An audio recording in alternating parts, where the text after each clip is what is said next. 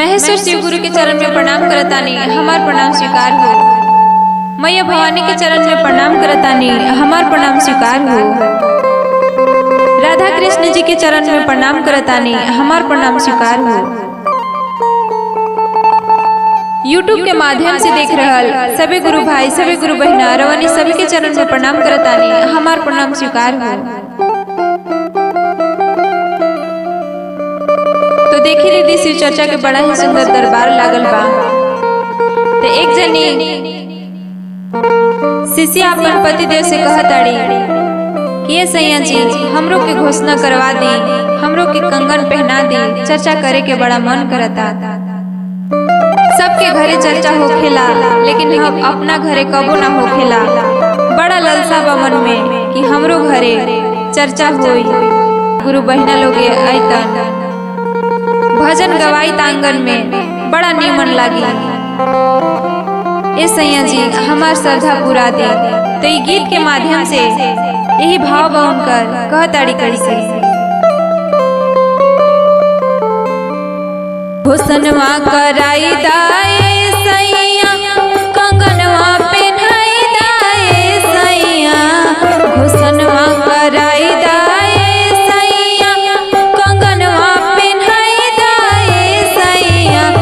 तपना आंगने में शिव चर्चा करवाई दाए सैया, तपना आंगने में शिव चर्चा करवाई दाए सैया।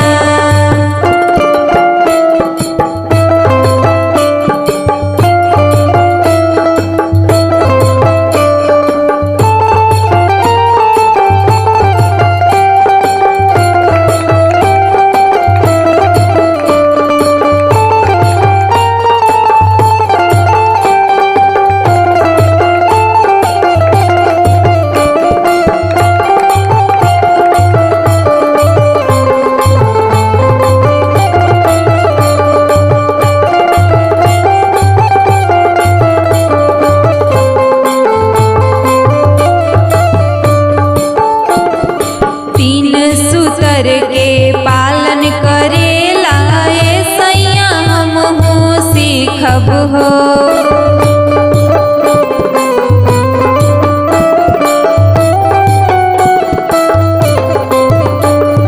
तीन सूतर के पालन करेला ए सैया हमहू सीखब हो।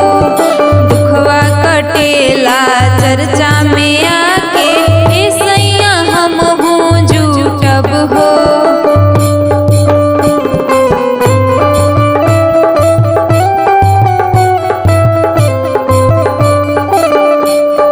तीन सूतर के पालन करेला ए सैया हमहू सीखब हो।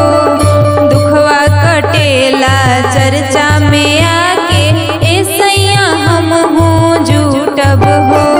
दुवरिया सजाई दाए सैया, चुनरिया मंगाई दाए सैया,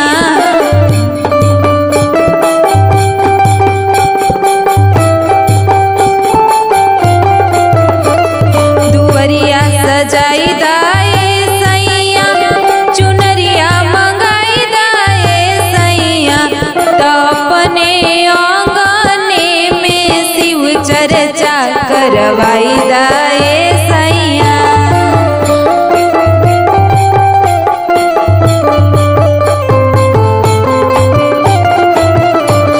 तो अपने आंगने में शिव चर्चा करवाई दाए सैया।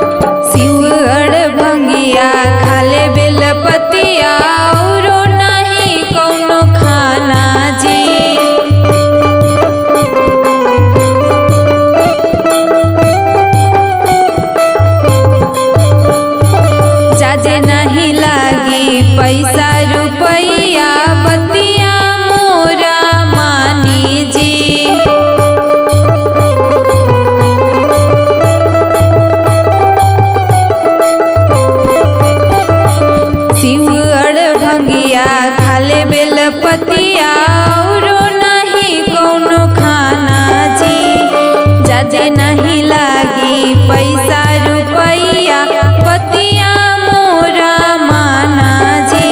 धथुरवा मंगाई दाए सैया बेलपतिया मंगाई दाए सैया, धथुरवा मंगाई दाए सैया बेलपतवा मंगाई दाए सैया।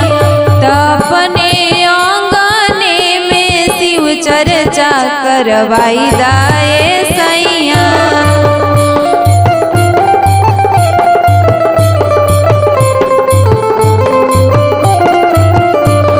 तपने आंगने में शिव चर्चा करवाई दाए सैया।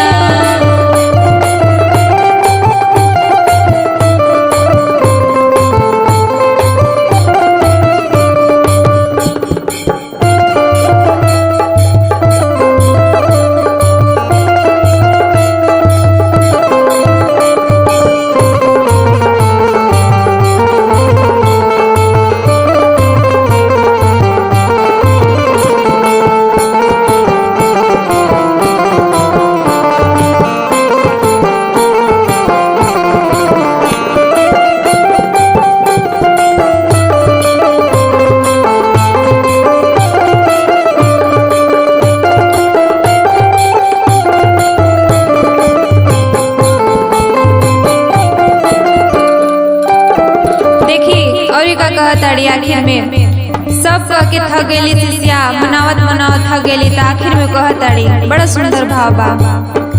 सबका घरे होला शिव गुरु चर्चा, अपन घरवा न होला जी।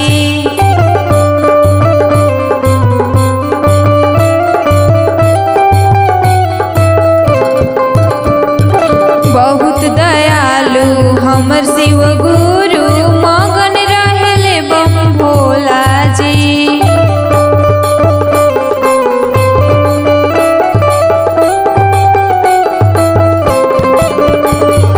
सबका घरे होला शिव गुरु चर्चा, अपन घरवा न होला जी। बड़ी दयालु हमर भोले दानी मगन रहेले बम भोला जी। न्योता भेजा दिए सैया शिष्या बोला दिए सैया, न्योता भेजा दिए सैया शिष्या बोला दिए सैया। तपने आंगने में शिव चर्चा करवाई दिए सैया। तपने आंगने में शिव चर्चा करवाई दिए सैया। घोषणवा कराई दाए सैया, कंगनवा पहनाई दाए सैया। घोषणवा कराई दाए सैया, कंगनवा पहनाई दाए सैया। तपने आंगने में शिव चर्चा करवाई